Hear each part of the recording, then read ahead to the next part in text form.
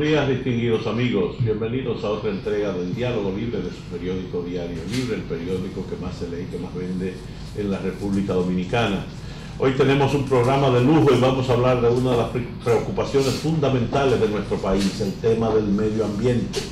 Y para ello hemos invitado al ministro del Medio Ambiente y Recursos Naturales, el licenciado Francisco Domínguez Brito, quien está acompañado de la licenciada María de Lourdes Cabrera, directora de Planificación, y que en un momento se nos unirá la licenciada Laura Jerez, consultora jurídica del Ministerio.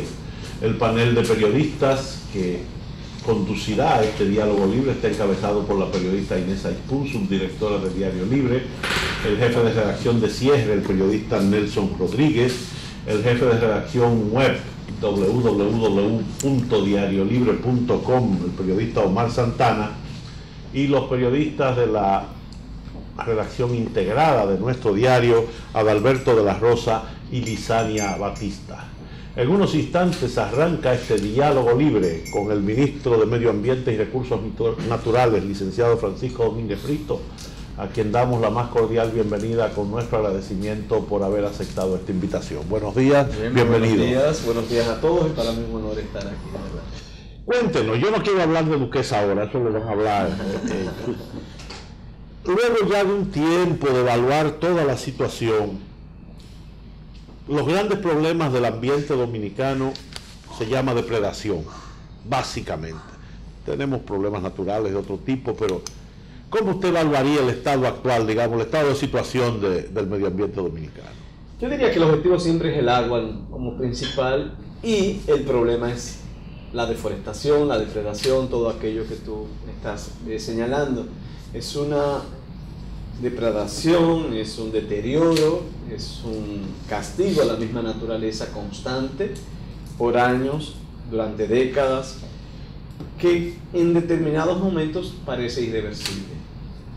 Yo diría que si hoy tenemos que identificar, el mayor problema está en la destrucción de nuestros bosques y de nuestras áreas protegidas. Eso lleva a una destrucción de nuestros ríos, eso lleva en gran medida a destrucción de nuestros océanos, de nuestros corales, de la capa, digamos, de la erosión, lo que produce en toda la capa vegetal, y en consecuencia daños irreparables que hoy nosotros estamos teniendo. Cuando en 1900, a principios del siglo XX, este país tenía casi un 80% de capa de bosques. Ahora es como un 16 o 17. Hay diferentes planteamientos, se han hecho algunos estudios, sobre todo a través de satélites. Sin embargo, la gran discusión es si se considera bosques algunas zonas que salen en verde, que pueden ser arbustos y pueden ser otro tipo de árboles que no necesariamente son los bosques. Sin embargo, República Dominicana sí ha mantenido un crecimiento. No hay ese deterioro, o sea, no vamos marcha atrás, sino estamos caminando hacia adelante. Eso es positivo. En los últimos años, en los últimos 10, 15 años, yo siento que hay muchas zonas que se han cuidado, hay otras áreas protegidas que se han incorporado y hemos logrado eso. Sin embargo, el problema es más complejo, Adriano, es más complejo porque nosotros somos una isla. Haití tiene, se supone, son todos los estudios, un 2% solamente de bosques, 98% totalmente deforestado. Si a la isla le agregamos esa crisis que vive Haití, nosotros tenemos que trabajar por nosotros y por Haití. Si tú revisas la mayoría de nuestros ríos, no solamente por las presas que le quitan agua para la agricultura, sino otros ríos que no están represados hoy experimentan una disminución del caudal enorme. Si tú analizas muchas de las riadas que estamos viendo, se deben en gran medida a la deforestación que estamos viendo. Si tú vas luego de una crecida del Yuna, por ejemplo, te vas a encontrar donde todo lo que es la bahía de Samaná es un solo lodo y hoy toda esa capa vegetal de las zonas mejores agrícolas se está yendo y eso también está destruyendo todo el hábitat marino. Realmente hay dificultades a pesar de ello. Hay noticias muy positivas que uno tiene siempre que decir. Este es el mes de la reforestación, pero es el año de la agroforestación, es el cuatrenio del agua, y hoy se está trabajando en el proyecto más ambicioso que haya tenido la República Dominicana. Yo diría que la mayoría de los países en la historia. Estamos hablando de la reforestación de más de 750.000 tareas. Estoy hablando de más de 90 millones de árboles, de los cuales 30 millones son de especies endémicas y maderables. Las demás son productos de cultivo como el aguacate, el café, que tiene una combinación y que queremos combinarlo también con especies endémicas. Cacao, que también requiere de una sombra, y eso también permite proteger la tierra y puede generar nuevas riquezas. Son personas que durante 40, 50 o tal vez 100 años se han dedicado al conuquismo. Simplemente quemar, siembran, luego queman en otro lado, siembran, tumba y quema, en un deterioro total. Las montañas del sur, que no tienen nada que envidiar a muchas de las montañas en Haití. Las zonas que hemos elegido son las zonas más críticas, las 7 zonas más críticas que tenemos. Estoy hablando de Hondo Valle y Juan Santiago. Estoy hablando de Los Fríos, por ejemplo, Sabaneta, San Juan de la Maguana, Ocoa. Estoy hablando de zonas críticas en todas esas 5 provincias del sur: Independencia, Bauruco, San Juan, Azua y Ocoa, que son las que básicamente estamos trabajando, y se está adicionando Barahona. Como ven, hay un gran esfuerzo conjuntamente con otras áreas, como las áreas protegidas, que también más adelante podemos tratar. Muy bien, doña Inés. Ministro, en un momento ante el problema y el parón de Duquesa, que por otro lado, ya como dice el director, ya saldrá tema nuevo, nadie entendió mucho cómo un estado entero no puede vencer un problema de un basurero. Pero se habló de la alternativa de crear en Jaina no un basurero, sino una cosa más sofisticada, más preparada, más profesional. Hablando con líderes de la comunidad en Jaina, me dicen que tienen su palabra del ministro de que si la comunidad no quiere, no va. ¿Cuál es el estado de ese proyecto? Hay una decisión del Ministerio de Medio Ambiente, del anterior titular, donde suspendía el permiso hasta tanto haya una conciliación entre todas las comunidades de Jaina. Yo les he dicho tanto a los promotores del proyecto que no es un vertedero, es un relleno sanitario, que no es lo que tenemos en Duquesa. Realmente en República Dominicana no hay un relleno sanitario, todo lo que hay es botadero, no hay eso, realmente esa es la realidad. Sin embargo, nosotros estamos manteniendo la posición del Ministerio. Yo les he dicho, hemos promovido incluso conciliación para ver si es posible. Hasta ahora no ha sido posible ningún tipo de conciliación, simplemente estamos acatando esa resolución que se emitió y hasta ahora estamos en ese proceso. ¿Habría un estudio de la JICA que dice que no es un buen sitio para hacerlo?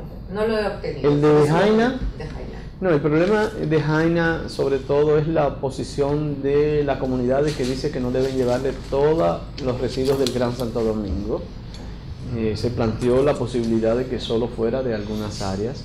El otro problema fue de la Asociación de Industrias de Jaina, que dicen que producen alimentos, algunos de ellos, y que no puede estar ahí, y eso generó toda la oposición, que en consecuencia generó también la resolución que se emitió desde el Ministerio de Medio Ambiente. Muy bien, don Nelson. Ministro, buenos días. El país anda metido en una serie de acuerdos que la gente no lo ve como del día a día. Eso del Acuerdo de París, del cambio climático, de la reducción de la capa de ozono, de la protección del planeta. O sea, la gente no ve como que realmente le toca. ¿Qué hace el ministerio o qué se puede hacer para crear conciencia en un problema que los que saben de eso lo ven, que conduce prácticamente a la destrucción del planeta, pero que la gente no lo siente como parte de su día a día? Y le estamos diciendo a la gente que es parte del día a día. Cuando tú te das cuenta que en una inundación, Miches se inunda, que recibe más agua que en toda la historia, que en todas las estadísticas que estamos llevando, aquí hay zonas que en 2 horas, como en Gaspar Hernández, cayeron más agua que durante un año entero. Entonces tenemos que darnos cuenta de que sí, de que hay problemas. ¿Cuántas veces se van a seguir inundando los bananeros o el banano de Montecristi y de Valverde Más, cuántas crecidas vamos a seguir teniendo. Pero lo peor no son las inundaciones, lo peor no son estos periodos de lluvia que estamos experimentando. El gran temor que tenemos nosotros es que pueda venir un periodo de sequía igual o peor al que vivimos hace 2 o 3 años. La sequía todavía es mucho más grave que lo que se vive con estos procesos de inundación. Y en ambos casos no hay otra solución que conozca el ser humano que no sea proteger las montañas y los bosques. Es lo único. No hay mejor presa, no hay ningún muro que haga mejor efecto que tú tener las montañas sembradas. Yo me he comunicado con varios de los bananeros, por ejemplo, en la línea noroeste, y les he dicho, miren, vamos a tener este problema. No es posible que los 30 metros del río también los sembremos de banano. Todo el muro, toda esa protección natural que ustedes se le están quitando va en perjuicio de ustedes mismos. Y hoy se ven muchas de las consecuencias. No es un problema de dragar el río, no es un problema de hacer grandes muros. Los muros pueden resolver en zonas muy urbanas determinados problemas. En zonas tan amplias normalmente lo que no sale por un lado sale por el otro. Lo único que protege es la naturaleza. Si las montañas de la cordillera septentrional, por ejemplo, sigue ese proceso grave de deforestación, de mayor cantidad de personas, ahí había mucho en Villatrina, en todas esas zonas había mucho café, mucho de eso fue destruido, no solo por la roya, sino buscando otro tipo de cultivo. ¿Qué sucede cuando caen estas grandes lluvias? Simplemente el río baja muy fuerte, como con rencor, digo yo, y sucede lo que ocurre en Moca, en un río que normalmente está seco, que no tiene más que agua de casas, de cloacas o de las aguas naturales y vertidos, se llena y en un minuto arrasa absolutamente con todo. Lo mismo sucedió con el río Yásica, lo mismo sucede con el río Bajabonico. Puerto Plata ha sido sumamente afectada con cada uno de los periodos intensos de lluvia. ¿Por qué? Por el tema de nuestras montañas. Hoy cuando tú analizas la cordillera central, sobre todo del lado norte, del lado sur, en las zonas que te dije son las zonas más graves, pero todo el área de San José de las Matas, del Rubio, hay un proceso intensivo de ganadería. Muchos ciudadanos de trabajo que residen en los Estados Unidos están comprando tierras como algo de sus sueños y para poner ganado. Ellos no se dan cuenta que eso ni le deja la cantidad de recursos necesarios y están haciendo un grave daño a su misma comunidad y nosotros entonces lo sentimos. Yo no te quiero hablar de ni siquiera el tema de los haitises, que para mí es uno de los más delicados y con los cuales estamos trabajando. Si tú te fijas en la mayoría de las fincas que tenemos en el este, fincas para ganado y otras menores para agricultura, la mayoría tienen que nutrirse de las aguas de los pozos. La mayoría de los ríos son subterráneos en el este. Los mismos haitises no tienen ríos, es una piedra calcárea, me parece, por su formación. Llueve más que en ningún lugar del mundo, que en ningún lugar de República Dominicana. Sin embargo, ya el agua salobre, el agua salada, está penetrando por los ríos subterráneos y hay lugares que a 14 kilómetros desde la costa hasta adentro hay agua salada. ¿Qué significa eso? Que los ríos secos no empuja el agua dulce hacia el mar penetra y ocupa esos espacios. ¿Qué sucederá con el este? ¿Hacia dónde vamos si los haitises se sigue deteriorando? Y todo lo que implica un cambio, con este cambio climático de los periodos de lluvia y de los periodos de sequía, trastorna toda esta dinámica. Y si no estamos preparados, entonces vamos a tener problemas. El cambio climático plantea dos grandes acciones. La de mitigación, que va sobre todo dirigida a los países ricos, aunque en español la traducción parezca que no es la correcta, pero la mitigación es básicamente la necesidad de ellos reducir una gran cantidad del dióxido de carbono que están emitiendo y de plantear los recursos necesarios para que los países más pobres tomen medidas de adaptación. Es como si dijéramos, aquí no hay nada que hacer, simplemente adaptarnos, es lo mejor que podemos hacer. Eso es lo que nos está diciendo el Acuerdo de París. Aquí hay ciertos daños y ahora hay que adaptarse a ellos, y la mejor manera es, por un lado, lograr que no se produzca el calentamiento mediante la reducción de esos 2 puntos de grados, que no lleguemos al aumento de los 2 grados de la temperatura del planeta. Y en segundo lugar, que todos nuestros países tomen estas medidas de adaptación, que tienen que ver con que la gente se vaya de al lado de los ríos para evitar que sucedan estas cosas.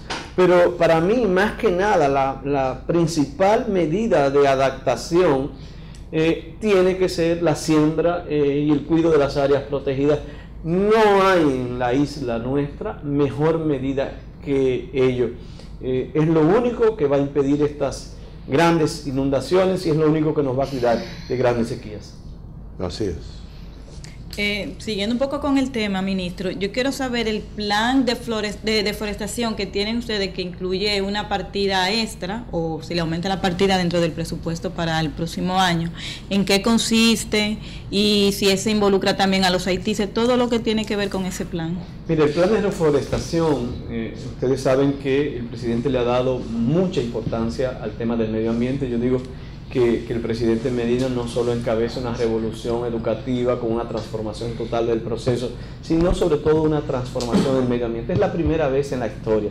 Estamos hablando de que se está duplicando el presupuesto de medio ambiente. Yo estoy hablando de más de 2.500 millones para este año, lo mismo para el próximo año. Es un periodo de 3 años con una inversión de más de 6.000 millones de pesos. Esos 6.000 millones de pesos serán invertidos básicamente en los programas de reforestación y de transformación en la producción agrícola de todas esas comunidades. Las comunidades son las que te hice referencia en las 7 provincias, de Independencia y de Bauruco, de San Juan de la Maguana, de Azua, de Ocoa. Para ello estamos convocando, tanto en el área de agricultura como en el área de medio ambiente, a todos los sectores que puedan producir árboles. Por ejemplo, tenemos un acuerdo con Surfuturo.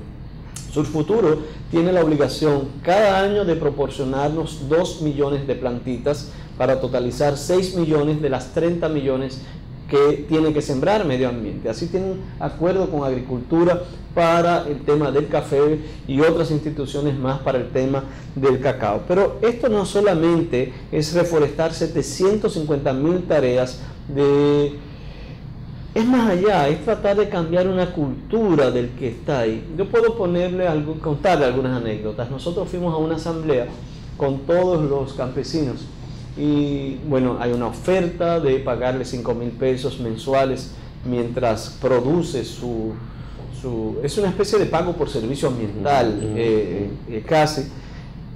Se le explicó que van a mejorar radicalmente sus condiciones de vida, pero que lo único que pedimos es que no haya esa quema y ese conuquismo que está haciendo daño.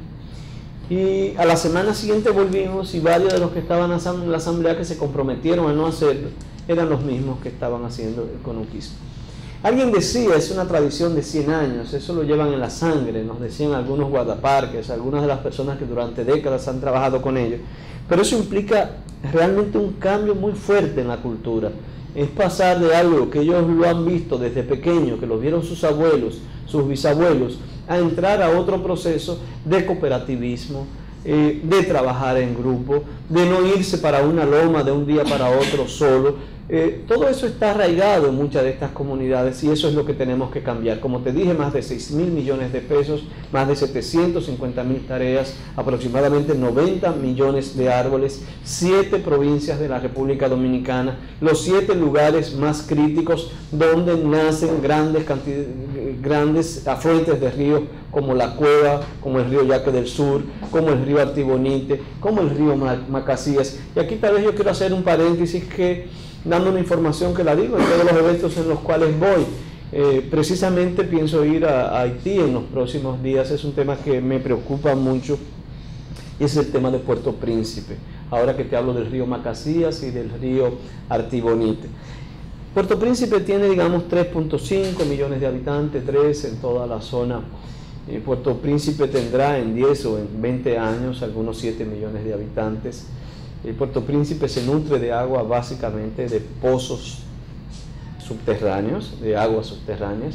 Puerto Príncipe no tiene absolutamente nada de plantas de tratamiento, ni lo van a tener.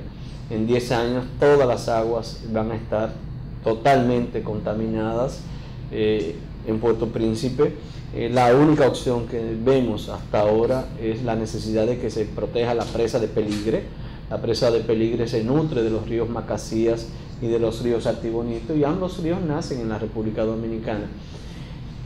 A veces se habla de que los grandes conflictos serán por el agua en el mundo, y yo tengo la sospecha, la intuición de que si nosotros no hacemos algo fuerte, radical con la protección de los ríos Macasías y Artibonito, ese puede ser el mayor conflicto que nosotros podemos tener con Haití, porque Haití no va a tener la posibilidad ni las riquezas para una planta de desalinización. No sé si las tecnologías en ese momento llegarán a tener el nivel de accesibilidad, no lo creo en 10 años. Eso solamente lo tienen los países muy ricos, árabes, Israel. ¿Qué le espera a esa población? Las islitas del Caribe que tienen un socio europeo. ¿Qué les espera a Puerto Príncipe?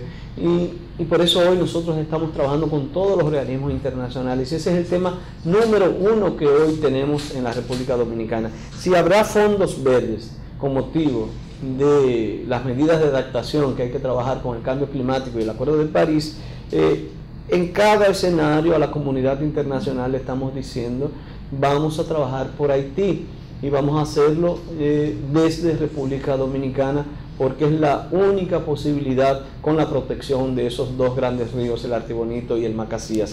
Hoy la presa de Peligre tiene grandes niveles de erosión. Fue una presa construida por el gobierno de los Estados Unidos en una de las invasiones que se produjo en Haití. Tiene una vida de más de 50 o 60 años, si mal no recuerdo, con bastante deterioro. Ahí se produce parte de la electricidad, pero es la única solución que hasta ahora vemos para un acueducto en Puerto Príncipe, y esto tenemos que trabajarlo. Como ven, el problema no es sencillo, tiene solución, pero la solución tiene que ser ahora. Si pensamos en una solución dentro de 10 años, será tarde, porque las soluciones en materia de medio ambiente no son soluciones como hacer un puente. Se cayó un puente en Burende y vamos a hacer un puente y lo tenemos en un mes. Las soluciones en medio ambiente cuestan 10, 15 años. Por ejemplo, en Valle Nuevo hay zonas que no se puede reforestar, la temperatura es muy fría, todos los arbolitos se queman del frío, tú tienes que dejar que se regenere solo. Muchos de esos cultivos intensivos y extensivos que se hicieron, nosotros no podemos hacer nada más que esperar que la naturaleza por sí misma se recupere. Eso puede durar 10, 15, 20 años, eso no se hace como un puente o una carretera o una acera o un contén. Y así sucede con todo. Si queremos proteger nuestras cuencas, es ahora, para que los resultados se vean en 10 o 15 años, no antes. Muy bien, don Omar. Bien, gracias. Ministro, hablando ya del tema de la basura y de Duquesa, yo tengo la percepción, se habla siempre del vertedero, pero yo tengo la percepción de que si se le enseñara a la gente a clasificar la basura y a disponer de manera organizada de los residuos, no estuviéramos hablando tanto de los vertederos, estuviéramos hablando de una industria de la basura. ¿Cuál usted cree, cuál es su planteamiento, cuál usted cree que es la solución al problema que tenemos encima?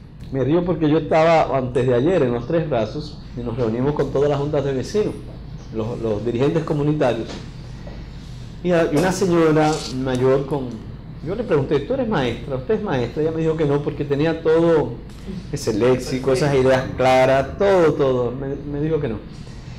Y ella hablaba del tema de la educación. Y después de ella, otro que trabaja en una de las cañadas, en los lugares que no tienen acceso, en Los Tres Brazos, dice: pero fíjese lo que pasa aquí. La gente, desde que ve que hay una nubecita y que va a llover, comienza y saca la basura para ponerla en la cañada para que el agua se la lleve. Es que hay un problema muy serio de educación con el tema de los residuos sólidos. Eso que tú dices, no solamente de clasificar, es más profundo todavía, es de tirarlo. Aún institucionalmente tenemos esa misma cultura. Por ejemplo, en el Cibao Sajima o varias de las comunidades, la mayoría de los vertederos se ponen al lado de los ríos. ¿Para qué? Para que cuando el río venga hondo se lleve la basura. Limpia. Y sentimos un orgullo de que no tenemos basura. Y qué alegría, qué satisfacción porque no tenemos basura. Esa persona que saca para que la cañada se lleve la basura, ya no tiene basura. Pero peor, es más grave. Ahora a las cañadas hay un programa de taparla, de encerrarla con cemento para que, porque son aguas residuales, no contamine tanto. Pero aún así hay espacios que están abiertos y sucede lo mismo.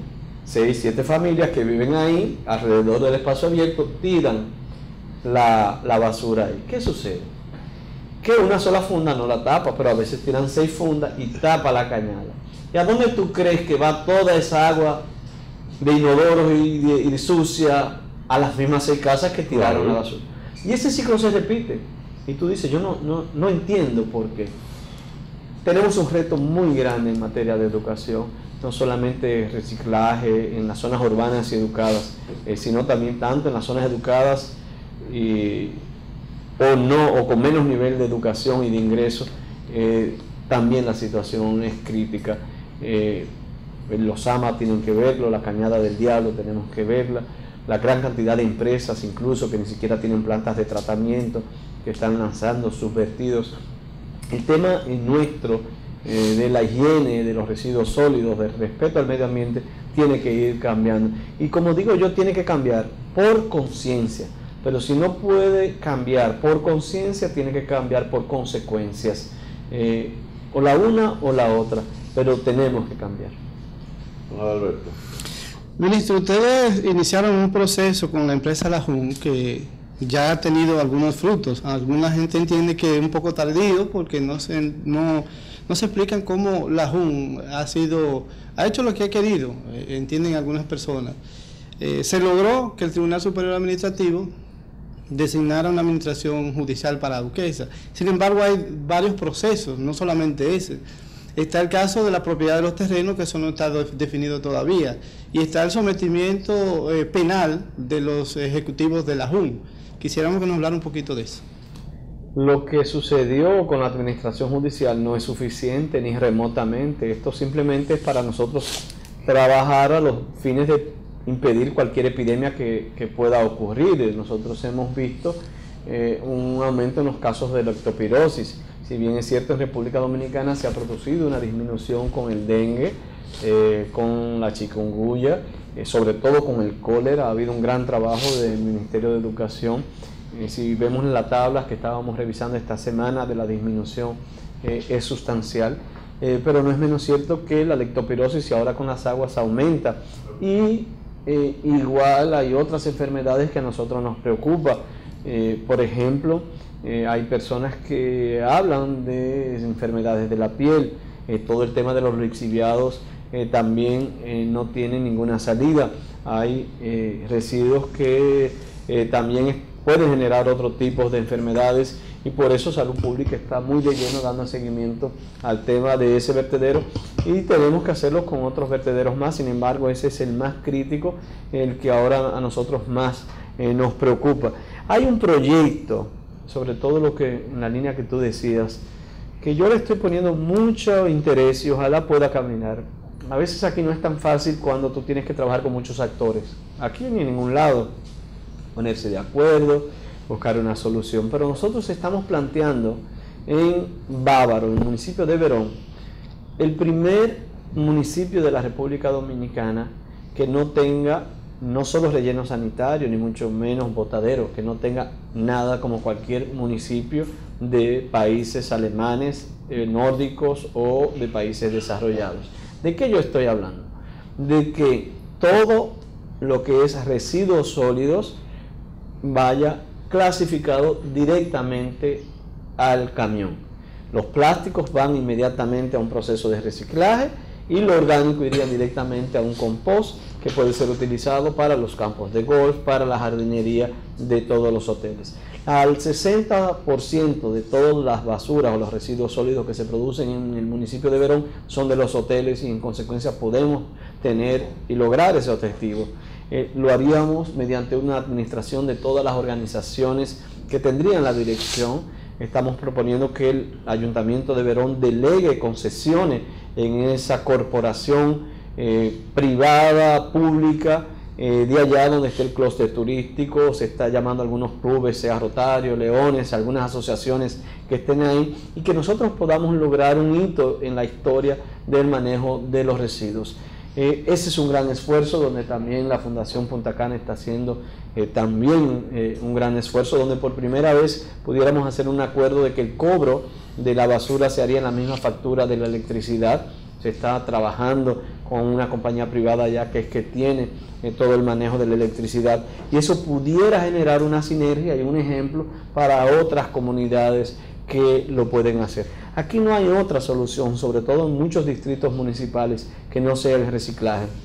No la hay. Hay que buscar 1 o 2 jóvenes y tratar de que en esas comunidades pequeñas hacer una pequeña empresa, emprendedores, y que ellos se lleven todo el plástico, las botellas y el carbón, que se les facilite un camioncito pequeño y que ellos puedan salir a los centros de distribución, y que todo lo que es orgánico vaya a otro lugar y que pueda ser utilizado como abono. Sale mucho más caro todo lo que estamos haciendo. Lo que pasa es que para ello se requiere, para lograr todo esto, educación, conciencia, voluntad y cambios de paradigma. No es tan fácil. Yo le digo a todos los administradores de distritos municipales, miren, lo que yo le estoy proponiendo es más difícil porque requiere de mucho trabajo con la gente, visitar casas, muchas reuniones, pero es económicamente mucho más factible y mucho menos costoso que lo que nosotros estamos viendo ahora, que es un caos total. Vayan a camino a Santiago y miren a la derecha el vertedero de Villa Altagracia. Es una locura, no ha valido, y estamos ahora en proceso de sometimientos judiciales, pero el tema de Tamboril es una locura cuando se incendia, el tema de Santiago Rafael es otra locura, pero el tema de Puerto Plata ni hablar, frente a todos, otros están encima de los ríos, no hay ningún tipo de los que no se sienten es porque son comunidades muy apartadas y lo esconden detrás de unos matorrales, pero el problema está ahí. ¿Usted conoce el caso del cementerio del municipio de Las Placetas, de José de las Matas? Que ahí se hizo... Yo conozco bien lo que hicieron, incluso todo San José de las Matas hizo un gran esfuerzo, que lo coordinó el alcalde de ese momento, que está trabajando ahora con Dominicana Limpia, que fue con muchos niveles de responsabilidad, Jorge Bisonó. San José de las Matas yo creo que fue un buen ejemplo de buenas prácticas y que nosotros quisiéramos también imitar. No solamente las placetas, sino que también todos ellos lograron buenos resultados. Porque está en crisis ahora, dice. Es constante, si uno no pone de su parte, comienza de nuevo todo a volver atrás. Y ese es otro de las amenazas que uno siempre teme. Escobita nueva barre bien, dicen algunos, uno se va cansando. Antes yo hacía las cosas así, y el otro no la hace, pues si el otro no la hace yo tampoco, ya somos 2 y los otros 2 que lo estaban haciendo, dice, bueno, si ellos 2 tampoco, yo tampoco, somos 4, y cuando tú vienes a ver todo se está deteriorando. Yo quería retomar el tema del comportamiento de la gente. Pues se habla mucho de la educación, pero yo creo que el gran elemento se llama la pobreza. La gente no se muda a la orilla de los ríos porque quiera vivir en peligro. Se muda a la orilla de los ríos porque necesita agua para sus necesidades, y el agua está ahí. Nada más tienen que levantarse con una jarrita y ya tienen con qué cepillarse los dientes, con qué bañarse, etcétera. Se puede alejar a la gente de los ríos, pero hay que darle condiciones. Hay que poner que sea una llave pública. ¿Cuántas llaves públicas hay en la cañita? Es decir, el problema no es solo educación, es unas condiciones mínimas materiales para que la gente también. Sobre todo también porque, fíjense que no solamente es por el agua, la mayoría de los bordes de los ríos no tienen o no tenían propietarios. También, mucha gente se mudaba ahí buscando un solar gratis. Igualmente lo que tú dices, el tema de las aguas, tiraban todos sus desperdicios ahí, todo era muy fácil. Al final son las consecuencias que hoy estamos pagando, y todavía más crítico porque nosotros hemos visto que muchas de estas personas han mejorado sus condiciones de vida y han construido casas que valen 2 y 3 millones al lado del río donde siempre vivían, y hoy hemos visto en la televisión y yo de manera práctica cómo mansiones se han ido también y se han caído. Entonces todo es un círculo muy complejo. Sin embargo, no es lo mismo aquellos que viven en el río, al lado del río de Los Ángeles y la Isabela, que los que viven al lado del río, tal vez en el interior del país. Son siempre condiciones que tenemos que distinguir una de la otra. Y ni hablar de un proceso también que se da, donde por ejemplo en el Gran Santo Domingo se está llevando a cabo igual uno de los procesos más interesantes, que es primero el tema de la nueva Barquita. Más de 25.000 personas que vivían al lado del río Sama y hoy no están, y todas esas aguas iban directamente, de las aguas residuales iban directamente al río y hoy no lo hacen. Pero en el barrio Domingo Sabio se va a hacer una gran transformación, estoy hablando de casi 45.000 personas. Cuando se anunció, 200 y pico de casuchas se hicieron inmediatamente frente a él. Sí. Nosotros tenemos un equipo, ahora mismo en La Lila también está sucediendo lo mismo, donde va desde el mar río arriba. Cuando ya tú vienes para atrás, de las 200 casas que tumbaste, ya hay 250 más hechas. Entonces hay mafias que hacen pequeñas casitas y luego cuando la gente viene del interior o se la va vendiendo o va tomando decisiones. Es un problema bastante complejo de la pobreza, de que el Estado no necesariamente es tan fuerte, y también de jugar al cansancio, porque también se juega al cansancio. Y lo que sucedió en Valle Nuevo era eso, o sea, no pensaban que tú te ibas a cansar.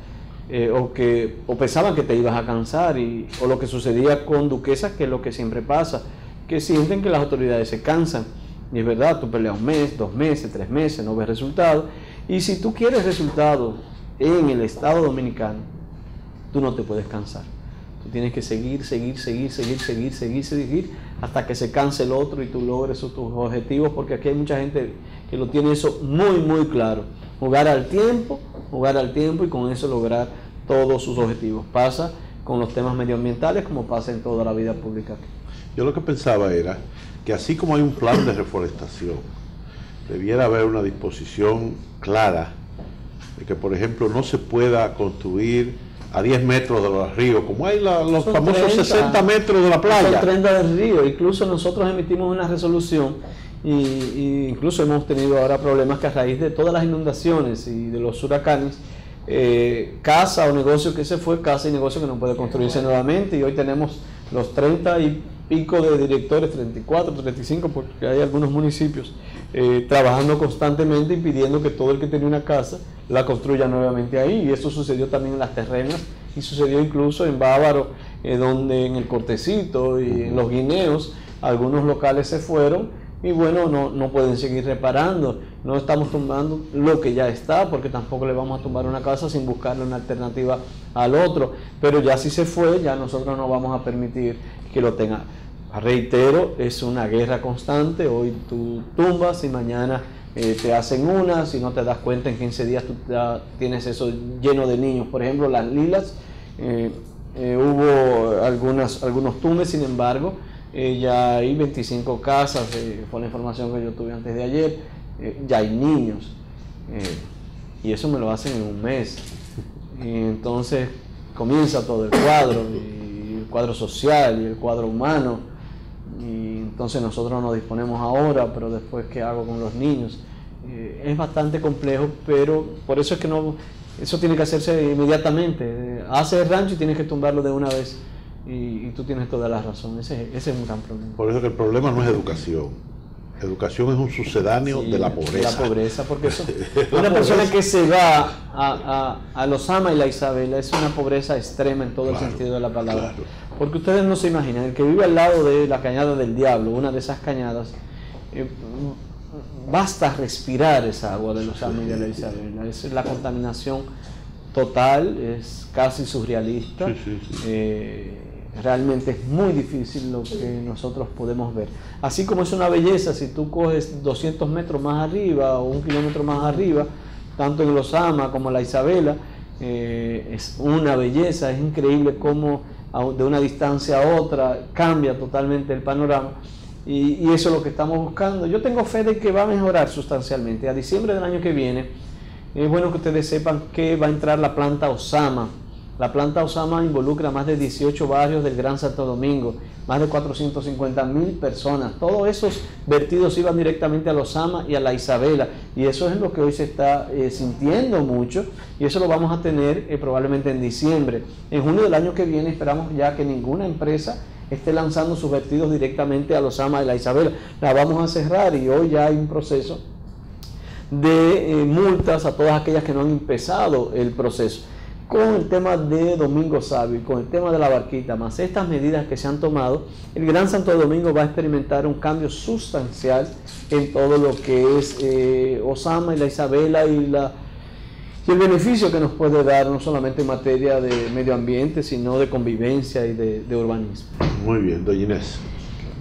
Normalmente hablamos mucho de reforestación, de zonas protegidas, de montaña, y siendo un país que aspira a vivir del turismo y las playas son el principal atractivo, cualquiera viene por las playas, hablamos poco de las playas, y hablamos poco de los corales, y hablamos poco de la pesca.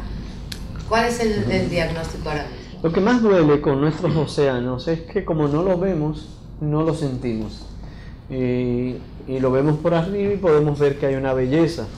Azulito. Yo le decía a alguien que una amiga estuvo buceando frente a las costas del Gran Santo Domingo, ahí en el malecón, y lo que ella vio era gran cantidad de neveras, de neumáticos, de toda la basura plástica que ustedes se pueden encontrar debajo de ese mar bello, azul y precioso que tenemos ahí. Así sucede con los corales, por ejemplo, no solo con motivo del calentamiento global, sino por los niveles de contaminación. Los ríos, por ejemplo, cuando vienen con muchos químicos, o cuando nosotros destruimos los mismos, simplemente estamos destruyendo la fuente principal de cuidado de los océanos y vivimos del turismo. Ahora mismo emitimos una veda para el pez loro. El pez loro mantiene los corales saludables. Sin el pez loro muchos de nuestros corales pueden morir, y esos corales son los que dan vida a toda esta biodiversidad, a otros peces más. ¿Qué sucede? Y llamamos a una conciencia a la gente que no lo consuma, y estamos incautando todo el pez loro que aparece, y ahora le estoy diciendo no solo incauten el pez loro, incauten la nevera, y después bueno, pues vamos a cerrar el negocio que esté vendiendo el pez loro. Pero esto es vital para nosotros mantener toda esta diversidad, la sobrepesca, este chinchorro que se está utilizando. Hoy nosotros tenemos una guerra y esperamos conciliar con ellos, con los pescadores de Sánchez, el uso de las licuadoras. Las licuadoras es un sistema de pesca que arrasa con todo desde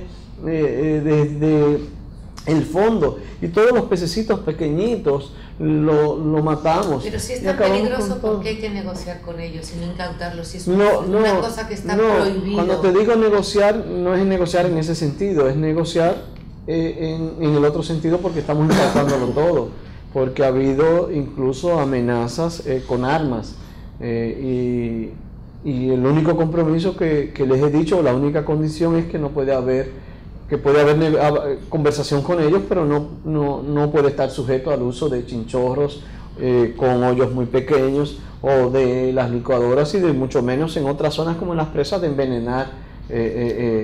O sea, son cosas inadmisibles. Pero esa es la realidad que nosotros estamos combatiendo. Ahora mismo hay un acuerdo que se ha hecho, bueno, precisamente con el grupo Punta Cana y una entidad dentro de la Organización de las Naciones Unidas, para nosotros lograr que toda la franja que abarca un área protegida que se llama los arrecifes del sudeste, a los fines de nosotros ver si todos esos bancos de corales pueden ser rehabilitados. Ese es nuestro gran esfuerzo ahora. Montecristi tiene uno de los más saludables, estamos enfocados también con ello. El tema de la prohibición, como te dije, del pez loro, y la necesidad que hay de prestar mayor atención al tema de los océanos. Por eso hay una veda total para el tiburón. La gente cree que el tiburón es malo porque sale en las películas. Hay 6, 7 especies de tiburón que están en peligro de extinción. El tiburón es que mantiene la salud también de los océanos. Aquellos peces enfermos, más débiles, el tiburón juega un rol en todo ello, y nosotros tenemos también en consecuencia que jugar un rol. Pero te reitero, el tema de los mares y de los océanos es una gran preocupación, y hoy nosotros estamos enfocados en proyectos muy concretos como el tema de la sobrepesca y la protección de nuestros corales. Y hemos perdido muchas playas.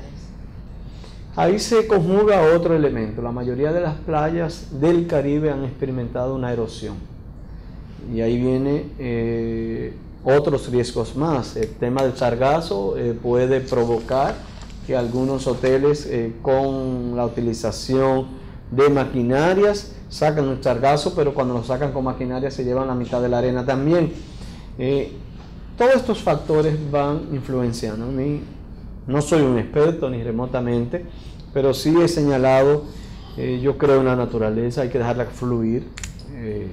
Si en determinados lugares el mar se ha llevado la arena, déjela que él volverá. Eso no significa que estamos en contra de que en lugares donde no hay playa se puedan crear las condiciones, son pequeñas bahías que se hacen para que la arena llegue y puedan tener sus pequeñas playas. Lo que yo no creo son en muchos de estos muros por evitar que se vaya la arena, porque al final todo cambia. Fíjense lo que está sucediendo en Sosúa, Playa Alicia, se han formado playas hermosas.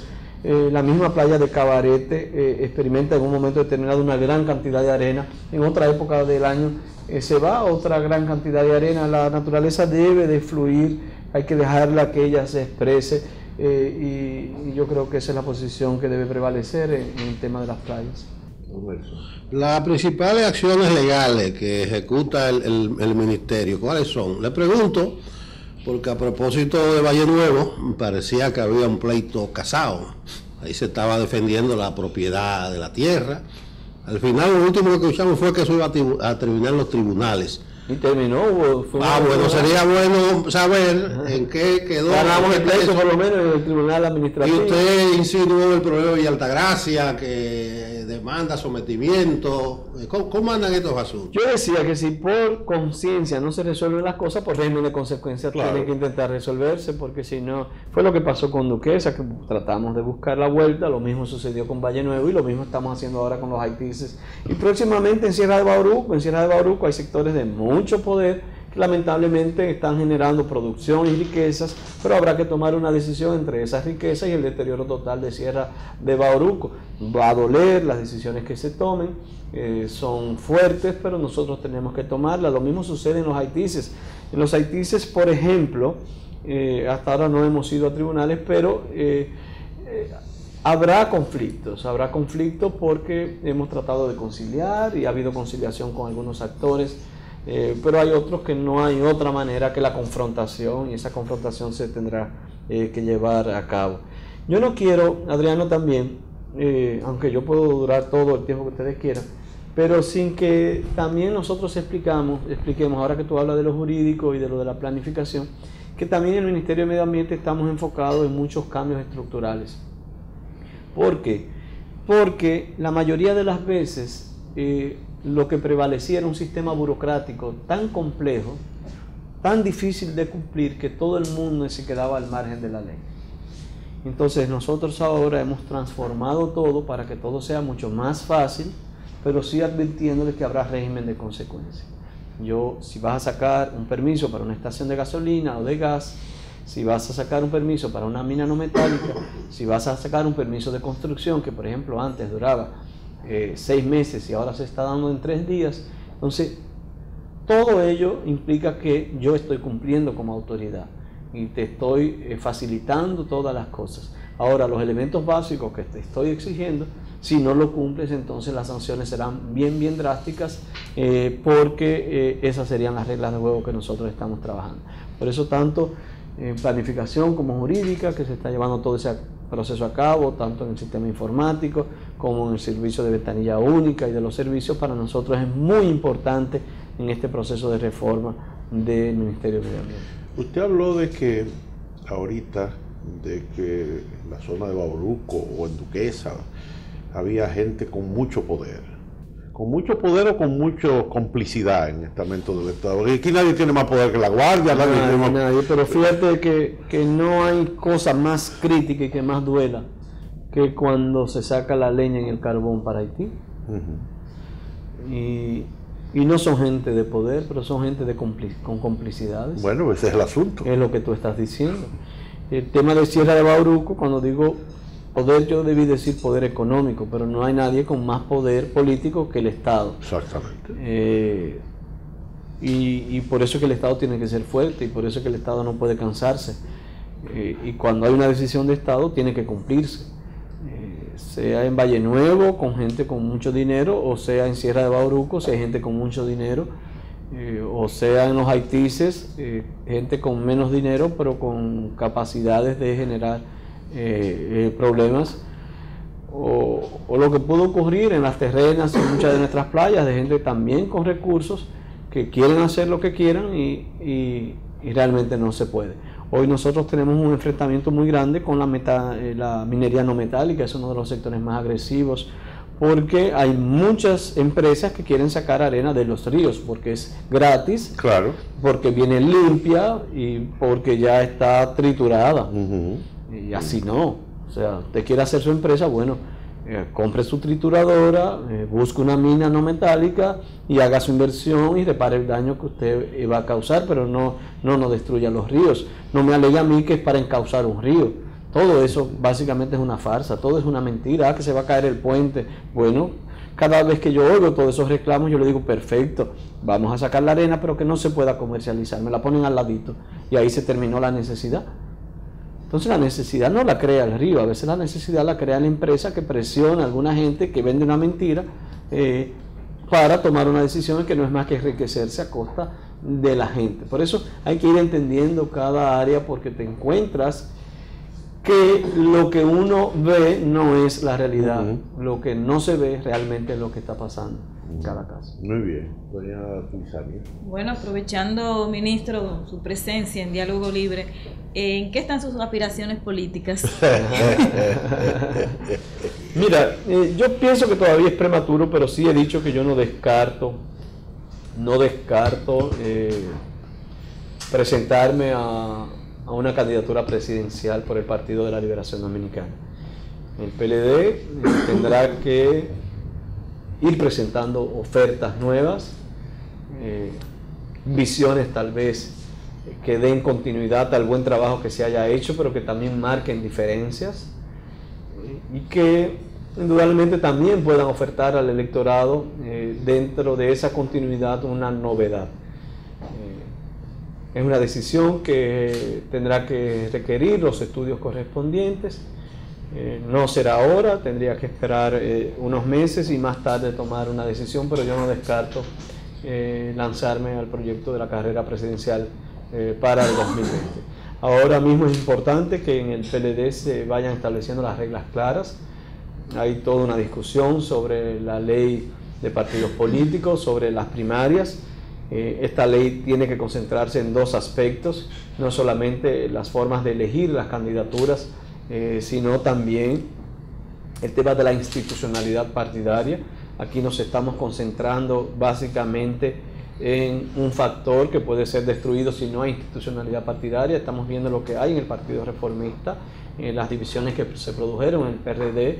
El mismo PRM siempre vive, aún dentro de ellos, con ciertas amenazas, y nosotros también en determinados momentos tenemos conflictos. Si no hay renovación, los cuadros políticos, los directores de los partidos políticos en provincias y a nivel nacional, tiene que ser para la gente que trabaja la política, para el que lucha día a día en la política. Tú no puedes anquilosar un partido con 10 o 12 años con la misma administración en los comités de bases o en intermedio, en las direcciones provinciales, porque muchos de ellos ya están cansados, muchos de ellos perdieron el amor a la política, la pasión por la política, y tú tienes que permitir que fluya la energía, que fluya la fuerza, y que aquellos que más trabajan y aman la política sean los que dirijan los partidos políticos. En términos de elecciones primarias, igual esta discusión, hay que permitir que la población participe, que esto sea una fiesta. Yo soy partidario de las primarias abiertas, simultáneas, que yo a veces veo a la oposición, no entiendo quién les asesora, porque se van al lado no del oscurantismo, pero sí de ir hacia atrás.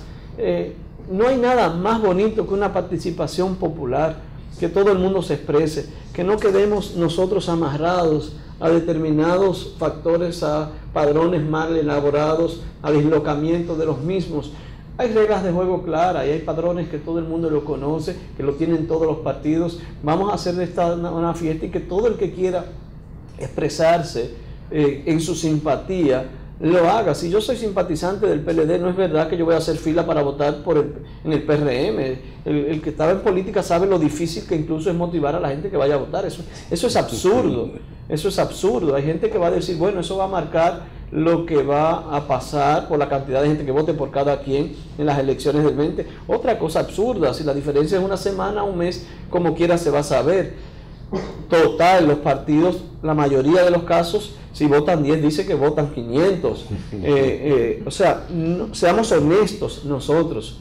Esto de primarias abiertas, lo que está planteando es ser honestos, ser transparentes, ser sinceros con el votante, con la sociedad, llevar las cosas ya a una naturalidad y no a las triquiñuelas, hacer las cosas escondidas, a que sea todo en la noche, a que todo sea oscuro. Eso yo creo que ya tenemos que pasarlo, y no hay nada más revolucionario ahora mismo democráticamente que la participación popular de la ciudadanía.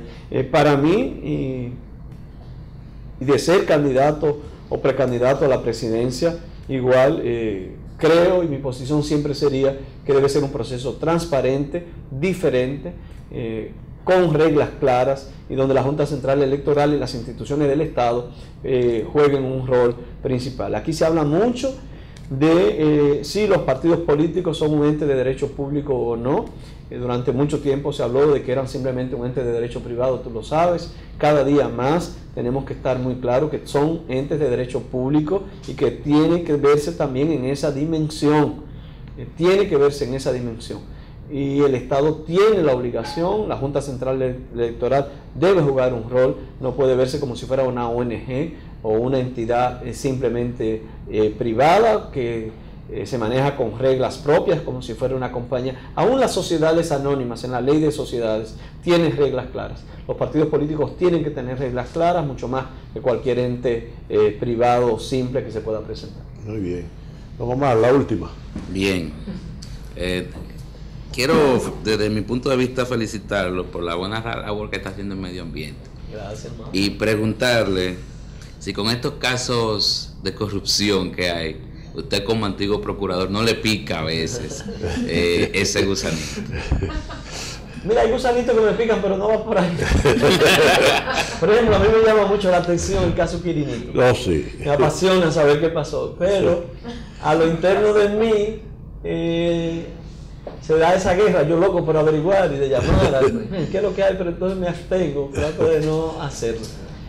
Hacía de otros casos que cuando lo veo en la prensa tengo unas ganas enormes de llamar a Jenny o al procurador o a Bolívar Sánchez o a Ney en la policía, cuéntame de esto, pero hasta ahora me abstengo. ¿Y casos como el de Odebrecht? Bueno, son casos bastante complejos pero yo creo que el tema de la corrupción en República Dominicana siempre hay que abordarlo en dos principios. Hay uno que avanzamos mucho, que son los mecanismos de control, pero hay otro que no avanzamos, que es el régimen de consecuencias. Para mí esa tiene que ser la prioridad en la lucha contra la corrupción. Tiene que haber una sanción, porque de lo contrario la gente la ve. Y si ve que no hay sanción, entonces no es algo personal, es simplemente que esa es la naturaleza humana. Cuando hay régimen de consecuencias, las cosas caminan mucho mejor. El régimen de consecuencias no es solamente que lo metan preso, es que si yo someto una declaración de bienes que dice que yo tengo 100 millones, que yo DGI diga, pero ven acá, tú no has pagado impuestos. Una consecuencia tiene que ser coherente. Es algo coherente la inhabilitación pública, la sanción penal, la confiscación de bienes. Es mucho más complejo. Claro. El seguimiento a todas las líneas que siguen en materia de inversión es mucho más complejo y todavía es muy frágil. Yo creo que hemos dado 2 pasos. Aquí hay una ley de lavado nueva que la gente no sabe, que todavía no tiene plena conciencia de esa ley. Esa ley tendrá un fuerte impacto en la corrupción. Aquí no se podrá comprar apartamentos ni vehículos con cierto monto si no es por una transferencia bancaria. Aquí mucha gente que robe va a tener que guardar el dinero como Pablo Escobar, y que tenga cuidado si los ratones no se lo comen. En caleta. Yo creo que vamos avanzando, sin embargo todavía tiene que haber mucho más fuerza del régimen de consecuencias. Muchísimas gracias al ministro de Medio Ambiente y Recursos Naturales, licenciado Francisco Domínguez Brito, y a sus acompañantes por su participación en este diálogo libre. A todos ustedes, muchísimas gracias por la atención prestada y hasta un próximo diálogo libre. Buenos días.